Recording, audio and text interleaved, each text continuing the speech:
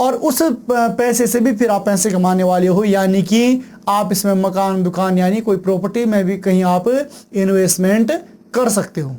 जय श्री राम दोस्तों आज मैं आपको बता रहा हूं कि तुला राशि के जो जातक हैं उनके लिए 30 अक्टूबर के बाद राहु और केतु का राशि जो परिवर्तन हो रहा है, यानी मेष राशि से मीन राशि में राहु और तुला से कन्या में केतु का जो प्रवेश है दोस्तों आपके लिए कैसे रहने वाला है। तो दोस्तों राहु जब भी गोचर में किसी की जन्म कुंडली में किसी भी राशि में आता है तो वह कितने समय के लिए आता है, उसकी अवधि है 18 महीने। 18 महीने एक राशि में भ्रमण करता है, उसके बाद 18 महीने के बाद दूसरी राशि में भ्रमण करता है, यानी कि ये मान लीजिए कि ये 2025 मई तक आपकी राशि में विचरण करने वाला है। आपकी राशि के लिए इस तरीके से विचरण करने वाला है और जो समस्त फल इसका जो मैं आज आपको बता रहा हूं यह आपको प्राप्त इनके द्वारा होने वाला है। तो दोस्तों आप ये देख लीजिए कि राहु आपके कहाँ बैठा हुआ है, छठे घर में। और छठे घर में राहु बैठने का तात्पर्य है कि यह क्या है, आपका शत्रु भाव भी है, चिंता भी है और मुकदमा इत्यादि है, कोर्ट कचहरी से संबंधित इत्यादि है। तो कहते हैं कि दोस्तों जब भी छठे भाव में यानी अरि भाव में कोई क्रूर ग्रह बैठा हुआ होता है तो वह अच्छा यहाँ पर माना जाता है। अच्छा माना जाता है यानी कि अगर कोर्ट कचहरी से संबंधित आपका कोई कार्य रुका हुआ है या कहीं पर आपका मतलब कोई प्रॉपर्टी से संबंधित या किसी भी चीज से संबंधित कोई कार्य आपका रुका हुआ है तो इस समय वह पूर्ण होने वाला है।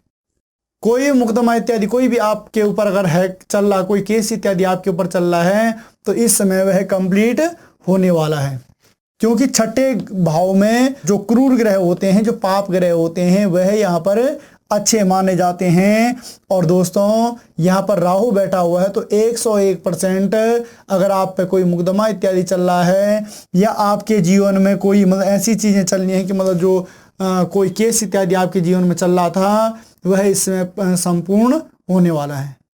उसके बाद दोस्तों राहु की पंचम दृष्टि देखें तो प्रथम द्वितीय तृतीय चतुर्थ और पंचम यानी पिता के घर में, इसे हम कर्म भाव भी कहते हैं। यह पैतृक संपदा इत्यादि से संबंधित भी होता है, राजयोग भी होता है। तो दोस्तों इस भाव में मतलब जब राहु की दृष्टि हो और यह क्या होता है, मान सम्मान और प्रतिष्ठा का भी होता है।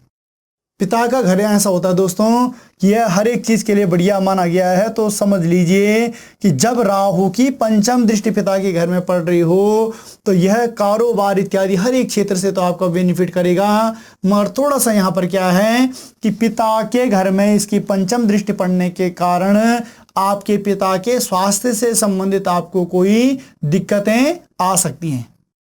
बाकी ओवरऑल अगर देखें तो पंचम दृष्टि राहु की कर्म भाव में पड़ने से आपका मतलब जो मान सम्मान प्रतिष्ठा इत्यादि है यह हर एक चीज बनी रहेगी, मगर थोड़ा सा पिता के स्वास्थ्य को लेकर आपको यहाँ पर क्या है, सजग रहने की आवश्यकता है। उसके बाद पुनः षष्ठम और सप्तम यानी ये आपका व्यय भाव है, यह आपका मोक्ष का भाव है, विदेश गमन का भाव है। तो दोस्तों अगर राहु की यहाँ पर सप्तम दृष्टि यानी व्यय भाव पर सप्तम दृष्टि पड़ रही है तो ये समझ लीजिए कि यह समय आपके लिए क्या है, विदेश गमन के लिए भी बहुत अच्छा रहने वाला है, क्योंकि राहु स्थान परिवर्तन अवश्य करवाता है। और जब यह व्यय भाव पर इसकी सप्तम दृष्टि जा रही है तो 101% अगर विदेश से संबंधित आपके कोई कार्य रुके हुए हैं या विदेश भ्रमण इत्यादि करना चाहते हो तो इस समय आपके लिए यह समय अच्छा रहने वाला है। तो दोस्तों राहु की सप्तम दृष्टि से अगर हम आपके व्यय भाव को देखें तो यह समय आपके लिए बढ़िया रहने वाला है और यह समय आपका मतलब क्या है, विदेश गमन के लिए आपके लिए बहुत ही बढ़िया रहने वाला है। उसके बाद दोस्तों अष्टम और नवम यानी यह आपका धन भाव है, धन धान इत्यादि है, संपत्ति इत्यादि है। तो इन चीज़ों के हिसाब से भी यह आपके लिए अच्छा रहने वाला है। जैसे कि आप अगर विदेश गमन का मैंने आपको यहाँ पर बताया तो विदेश गमन जाने से आपका क्या है, बैंक बैलेंस इत्यादि अच्छा बनने वाला है। अगर आप विदेश गमन इत्यादि करते हो तो विदेश गमन जाने से आपको क्या है, धन का लाभ भी होने वाला है। और यहाँ पर क्या है दोस्तों, दानशीलता भी आपके अंदर बनी रहेगी। आप इसमें खूब सुंदर सा दान पुण्य दान इत्यादि भी करोगे खूब। पैसे कमाओगे तो खूब इधर उधर उसको लगाओगे भी, और उस पैसे से भी फिर आप पैसे कमाने वाले हो, यानी कि आप इसमें मकान, दुकान यानी कोई प्रॉपर्टी में भी कहीं आप इन्वेस्टमेंट कर सकते हो। तो यह तो था दोस्तों राहु के द्वारा आपके जीवन में जो, यानी कि जो तुला राशि के जातक हैं इनके जीवन में क्या प्रभाव पड़ने वाला है। तो दोस्तों ओवरऑल आपके लिए राहु की दृष्टिकोण से यह समय बढ़िया रहने वाला है। थोड़ा मैंने आपको पिता के स्वास्थ्य से संबंधित बताया, तो थोड़ा सा पिता के स्वास्थ्य से संबंधित आपको क्या है, सजग रहने की आवश्यकता है। उसके बाद दोस्तों पुनः जैसे कि हमने कहा है कि राहु और केतु दोनों क्या करते हैं, एक ही साथ किसी दूसरी राशि में परिवर्तन करते हैं। अगर राहु किसी राशि में गया तो उसकी सप्तम राशि में क्या आ जाता है, केतु आ जाता है। तो यहां पर दोस्तों क्या है, केतु कहाँ बैठा हुआ है, आपके व्यय भाव में, आपके खर्चे वाले भाव में समय वो बैठा हुआ है, और यह मोक्ष का भाव भी है, यह यात्राओं का है, विदेश गमन इत्यादि का यह भाव मैंने आपको पहले ही बता दिया। तो जब विदेश गमन इत्यादि का भाव यह है तो ये समझ लीजिए कि इस समय आपका मतलब विदेश गमन इत्यादि करने पर कुछ मतलब अच्छी जगह आपका क्या है, व्यय भी होने वाला है।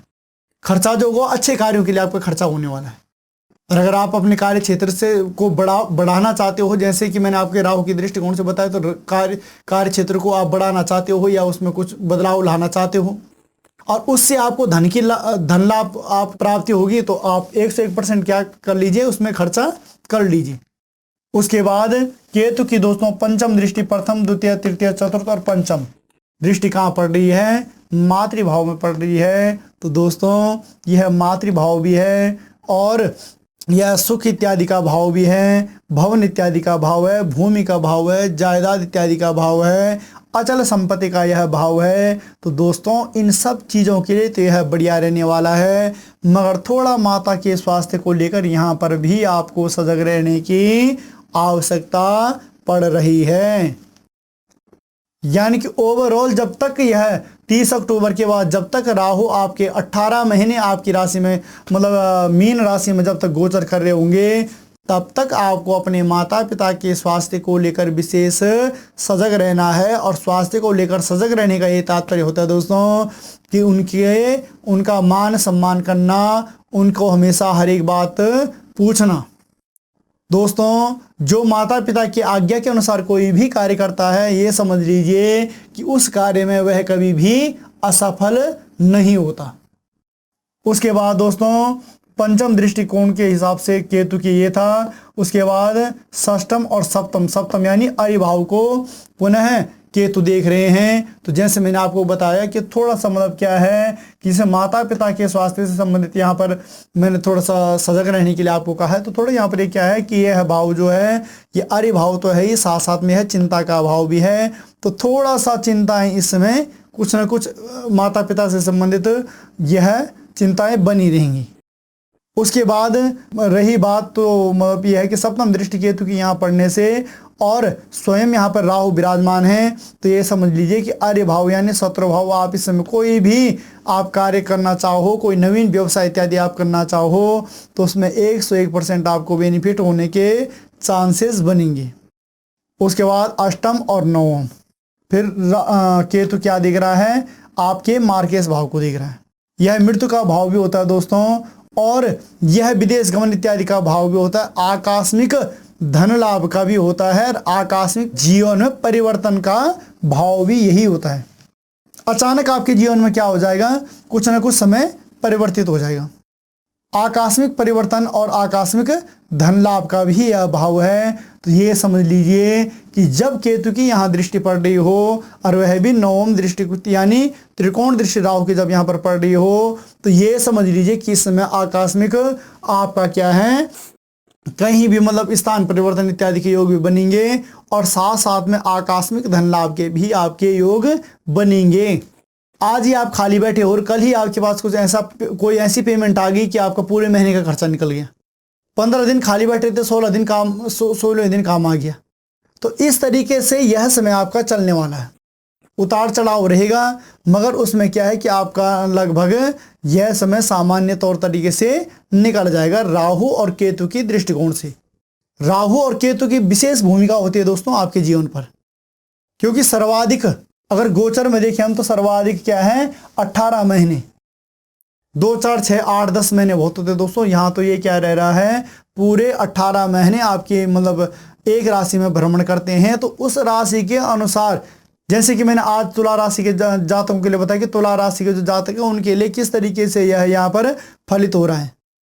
तो लगभग 18 महीने तक यह ऐसा ही फल प्रदान करता है। और दोस्तों कभी भी देखना जो क्रूर ग्रह होता है कम से कम 1-1.5 महीने पहले ही इसका धीरे धीरे आपके जीवन में परिवर्तन, जब 18 इसमें 30 अक्टूबर की जो मैंने डेट डाली है ये समझ लीजिए कि 30 सितंबर के बाद ही आपके जीवन में कुछ परिवर्तन आने के योग बन जाएंगे इस ग्रह गोचर के हिसाब से।